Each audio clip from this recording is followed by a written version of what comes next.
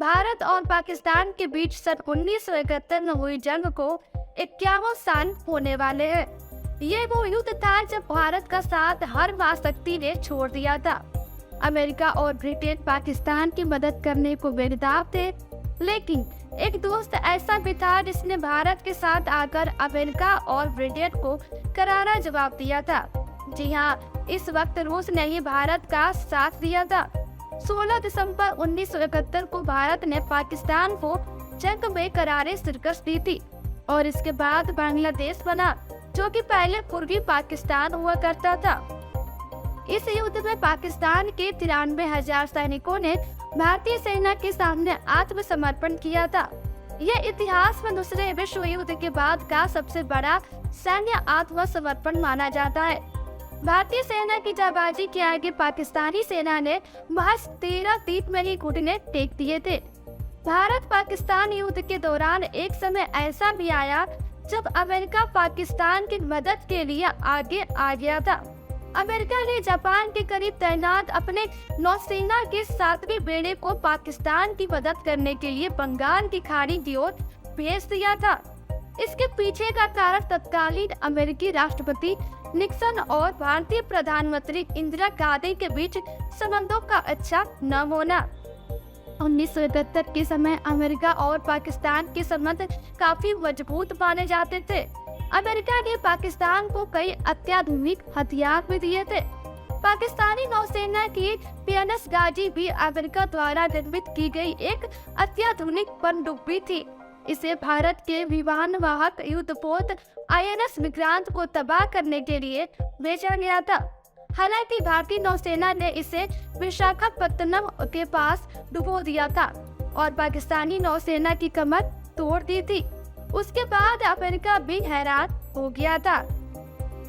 आपको बता दें, अमेरिकी नौसेना के 7वें बेड़े में USS एंटरप्राइजेस नामक परमाणु शक्ति से लैस विमानवाहक युद्धपोत और अन्य विध्वंसक पोत शामिल थे। इस बेड़े को उस समय दुनिया के सबसे शक्तिशाली नौसैनिक बेड़ों में से एक माना जाता था। USS एंटरप्राइजेस बिना दोबारा ईंधन की जरूरत के दुनिया के एक कोने से दूसरे कोने तक जाने की क्षमता रखता था। ये भारत के विमानवाहक युद्धपोत INS विक्रांत के मुकाबले कहीं ज्यादा बड़ा था।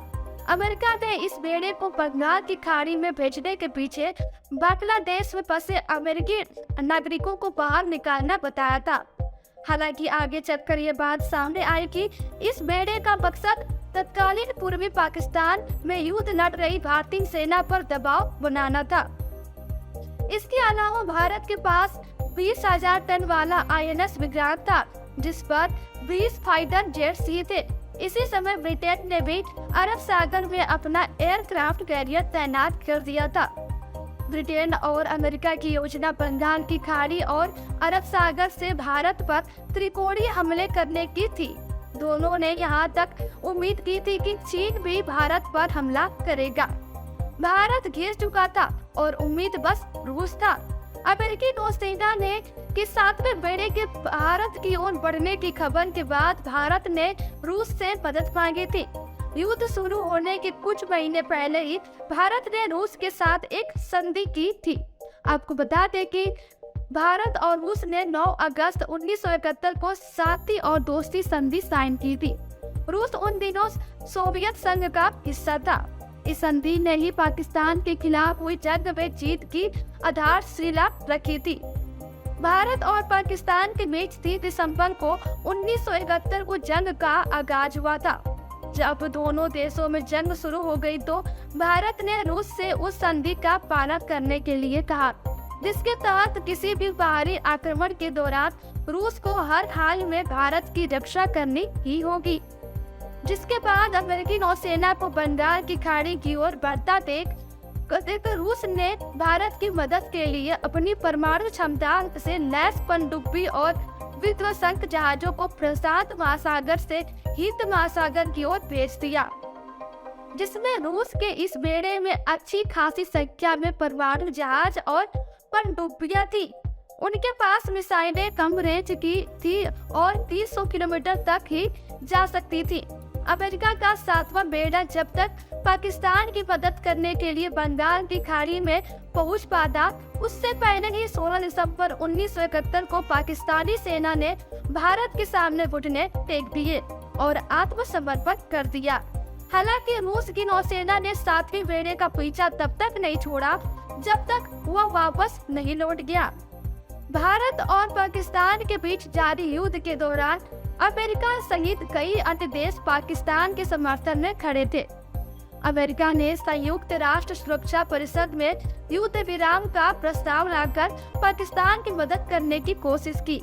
हालांकि रूस ने इस प्रस्ताव पर वीटो करके भारत की मदद की थी।